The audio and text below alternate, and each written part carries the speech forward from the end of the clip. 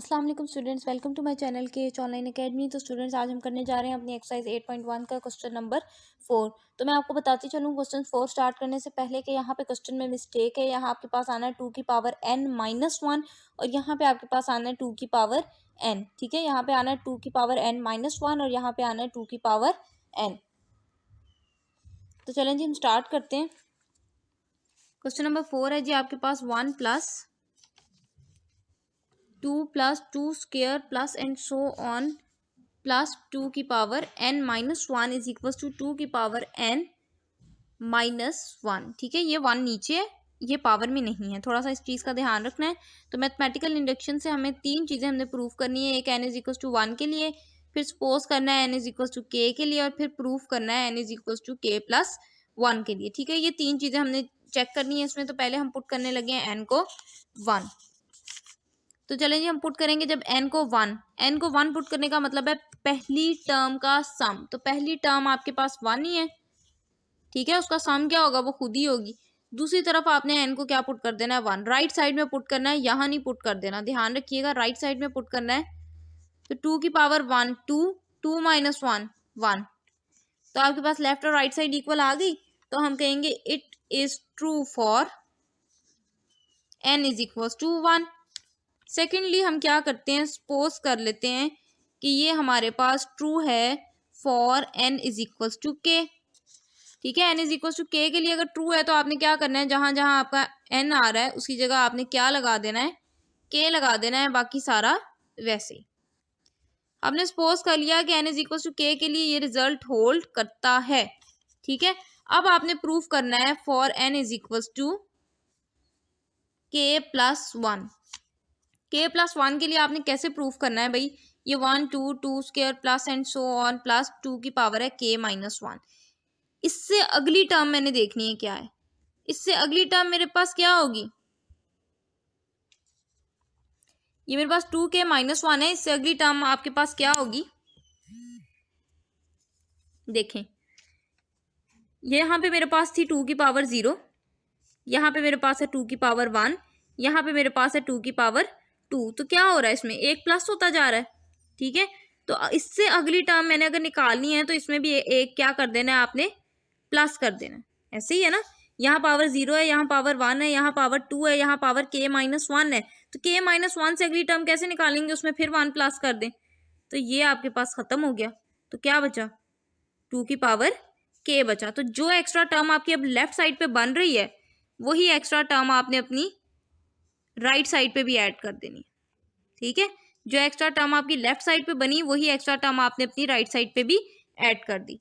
अब मैं फिर आपको वाजिया करती चलूँ कि हमने सेकंड लास्ट टर्म जो है वो यहाँ पे लिखनी ज़रूरी नहीं है, आपने सिर्फ लास्ट टर्म बतानी होती है। उससे पिछले वाली ऑब्वियस है, अगर ये 2k है तो उससे पीछे वाली 2k-1 है, उससे पीछे वाली 2k-2 है, उससे पीछे वाली 2k-3 है। तो ये सारी हमें लिखने की ज़रूरत नहीं है, हम शुरू की 2-3 टर्म्स लिखते हैं और अपनी लास्ट वाली टर्म लिखते हैं। ठीक है जी, इज इक्वल्स टू, अब ये भी 2k है और ये भी 2k है, बेस सेम है, इन दोनों की बेस सेम है। बेस सेम हो तो क्या होता है, कोफिशिएंट्स ऐड हो जाते हैं। ठीक है, बेस सेम हो तो कोफिशिएंट्स ऐड हो जाते हैं।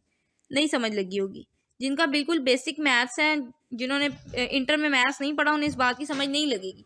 तो देखें जी, हमने क्या किया है, 2k और ये भी 2k वाली टर्म है, तो 2k और 2k वाली टर्म को हमने कंबाइन कर दिया, मतलब मैंने एक साथ लिख लिया। अब इसको मैंने प्लस करना है। आप x में x प्लस करते हो तो क्या लिखते हो, 2x। अब यहाँ सिर्फ x की जगह उसने क्या लिख दिया, 2k। 2k में 2k प्लस करोगे तो इसका कॉफिशिएंट भी 1 है, इसका कॉफिशिएंट भी 1 है, तो 1 + 1 2 टाइम्स आ रहा है, तो 2 × 2k हो जाएगा।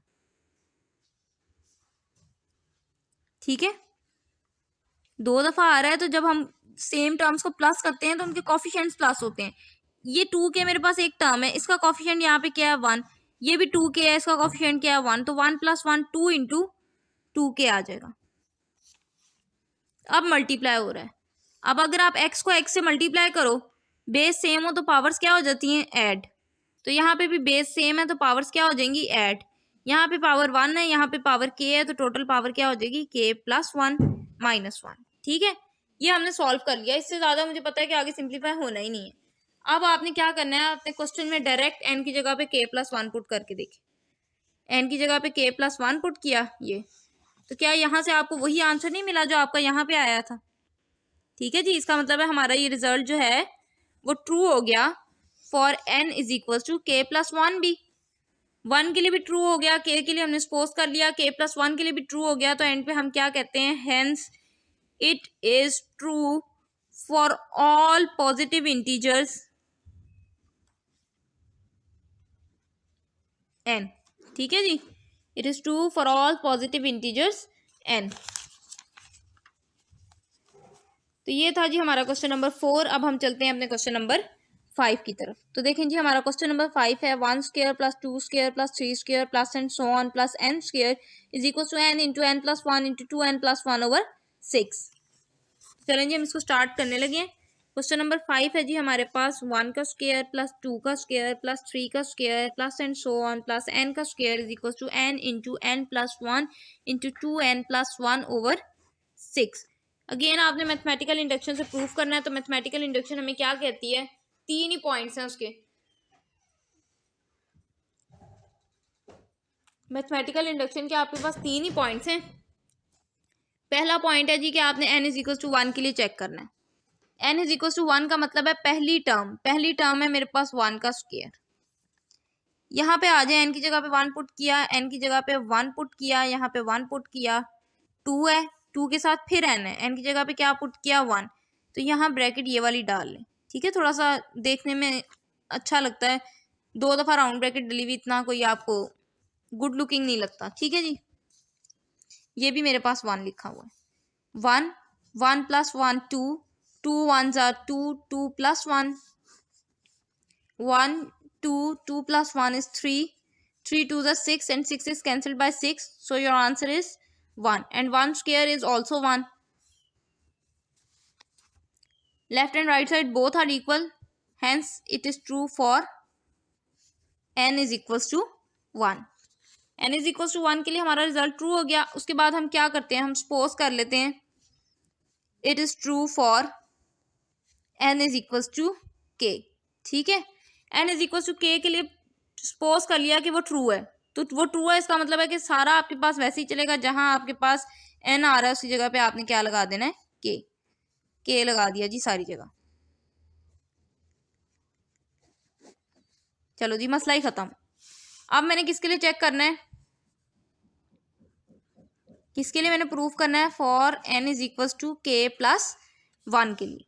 तो देखें जी, k प्लस 1 के लिए हम कैसे प्रूफ करते हैं, ये 1 लिखा हुआ है, 1 में 1 प्लस किया 2, 2 में फिर 1 प्लस किया 3। ठीक है, तो k में फिर आपने क्या करना है, 1 प्लस कर देना है, 1 का स्क्वायर प्लस 2 का स्क्वायर प्लस 3 का square plus and so on plus k plus 1 का स्क्वायर। क्या किया हमने, हर अगली टर्म जो है हमारी पिछली टर्म में 1 प्लस करने से आ रही है। अगर आपकी यहाँ पे पिछली टर्म k का स्क्वायर है तो अगली टर्म क्या आएगी, उसमें 1 प्लस करने से आएगी। ठीक है जी, राइट साइड आपकी वैसी ही रहेगी। अब देखें, यहां तक मेरी लेफ्ट साइड थी, इसमें मैंने एक्स्ट्रा क्या ऐड किया, k से अगली टर्म इधर ऐड की है। तो जब इधर ऐड की है तो मैथ्स का रूल कहता है कि जो आपने काम लेफ्ट साइड पे किया वही काम आपने अपनी राइट साइड पे भी करना है। ठीक है, उधर भी ऐड कर दी। अब अगर आप देखो तो मैं आपको फिर बताती चलूँ कि हम लिखते हैं शुरू की 2-3 टर्म्स और फिर लिखते हैं अपनी आखिरी टर्म। आखिरी से पिछले वाली लिखनी ज़रूरी नहीं है। ठीक है, ये मेरी होगी लेफ्ट साइड। लेफ्ट साइड क्या थी कि जी हमने देखो आप सॉल्व किया तो यहाँ n की जगह पे क्या आ गया, k प्लस 1। तो लेफ्ट साइड तो हमारी ठीक हो गई। अब हमने सिर्फ राइट साइड सॉल्व करनी है। तो देखें जी, राइट साइड पे आपको एलसीएम लेना पड़ेगा। यहाँ लिखा हुआ है k प्लस 1 2k प्लस 1 और यहाँ पे आपके पास एलसीएम लेने की वजह से यहाँ साथ 6 आ जाएगा, k प्लस 1 का स्क्वायर। अब k प्लस 1 इधर भी है, k प्लस 1 इधर भी है, तो k प्लस 1 आपका कॉमन आ जाएगा। k प्लस 1 जी मैंने कॉमन कर लिया, बाकी क्या रह गया, इसको तो मैंने कॉमन कर लिया। यहाँ पे रह गया k 2k प्लस 1, फिर आगे है जी प्लस 6। इसकी 2 पावर्स हैं, एक पावर मैंने बाहर निकाल ली, अंदर कितनी रह गई, 1। ठीक है जी, अब आप देखें आपके पास है 1 square plus 2 square plus 3 square plus and so on plus k plus 1 का स्क्वायर। ठीक है। लेफ्ट साइड को तो मैंने कुछ भी नहीं करना, राइट साइड मेरी बनी है के,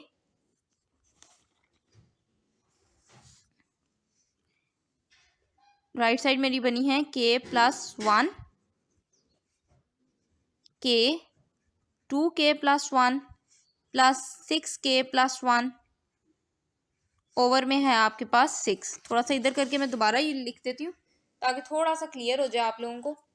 थोड़ी सी खिचड़ी पक गई है तो ज़रा इसको साफ करके लिख लेते हैं। 1 square plus 2 square plus 3 square plus and so on plus k plus 1 का square is equal to, right side है जी k plus 1, k into 2k plus 1 plus 6 into k plus 1 over में है आपके पास 6। ठीक है। अब लेफ्ट साइड तो मेरी प्रूव्ड है। कैसे प्रूव्ड है कि आप देखो अपनी लेफ्ट साइड में डायरेक्ट n की जगह पे k प्लस 1 पुट करो। अपनी लेफ्ट साइड में क्वेश्चन में डायरेक्ट n की जगह पे k प्लस 1 पुट करें तो आपके पास आता है 1 2 3 plus and so on plus k plus 1 का स्क्वायर। तो लेफ्ट साइड पे तो जी मेरा वही बन रहा है 1 2 3 plus and so on plus k plus 1 का स्क्वायर। अब मैंने सिर्फ अपनी राइट साइड सॉल्व करनी है।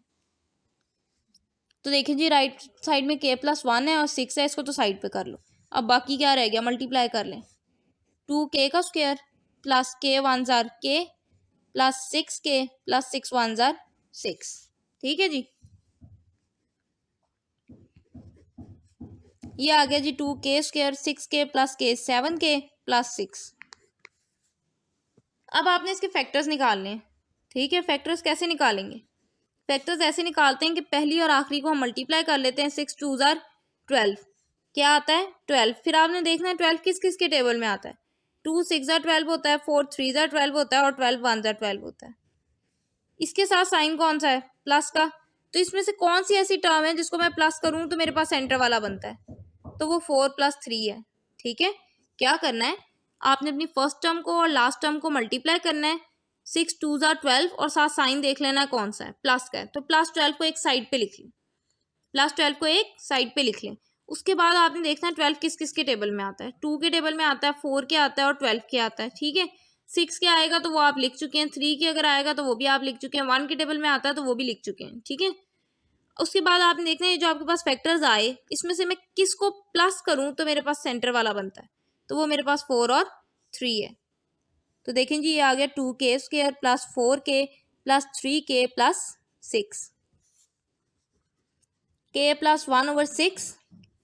ये अब आपके पास बन गई 4 टर्म्स। दो दो करके कॉमन करनी है, तो पहली दो में से कॉमन आ रहा है 2k, 2 कॉमन कर लिया, k की 2 पावर्स थी, एक बाहर चली गई तो अंदर क्या रह जाएगी k की 1 पावर प्लस 2 2 जार 4 होता है और ये k आप बाहर निकाल चुके हैं। इन दोनों में से क्या कॉमन आएगा 3, अंदर क्या रह जाएगा k प्लस 2। तो ये आपके पास आ गया k plus 1 over 6, 2k plus 3, k plus 2। ठीक है, एक दफ़ा हम वो टर्म लिखते हैं जो दोनों में सेम होती है और एक दफ़ा वो लिखते हैं जो बाकी बच जाता है। तो ये आपके पास आया जी k plus 1 k plus 2 2k plus 3। इसको थोड़ा सा अरेंज करके लिख लेते हैं, k plus 1 k plus 2 2k plus 3 और ओवर में है 6। ये हो गया सॉल्व। अब जैसे हमने अपनी लेफ्ट साइड चेक की थी ना कि हमने n की जगह पे डायरेक्ट k प्लस 1 पुट किया, n की जगह पे डायरेक्ट k प्लस 1 पुट किया, तो देखो आपके पास यही रिजल्ट आ रहा है। ठीक है, बिल्कुल इसी तरह आपने अपनी राइट साइड पे n की जगह डायरेक्ट k प्लस 1 पुट करके देखना है कि जो आपने राइट साइड का आंसर निकाला है क्या वो भी ठीक है।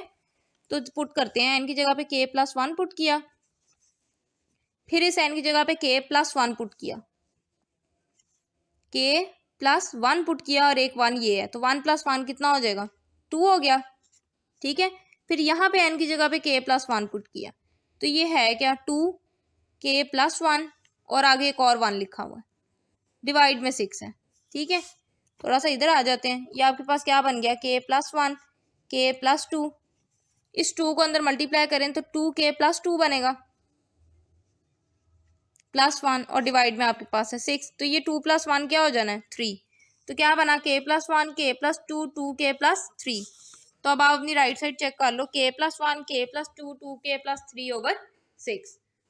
तो यही हमने प्रूफ करना था। ये था जी हमारा क्वेश्चन नंबर 5। आज के लिए इतना ही काफ़ी है। मैं उम्मीद करती हूँ कि आपको समझ आ गई होगी। अगर आपको मेरा लेक्चर अच्छा लगा हो, वीडियो अच्छी लगी हो, तो उसको लाइक कर दें और चैनल को सब्सक्राइब कर दें ताकि नई आने वाली वीडियोस आप तक बआसानी पहुँच सकें। इंशाल्लाह जल्द मिलेंगे अपने नेक्स्ट लेक्चर के साथ। तब तक के लिए अपना ख्याल रखें। अल्लाह हाफ़िज़।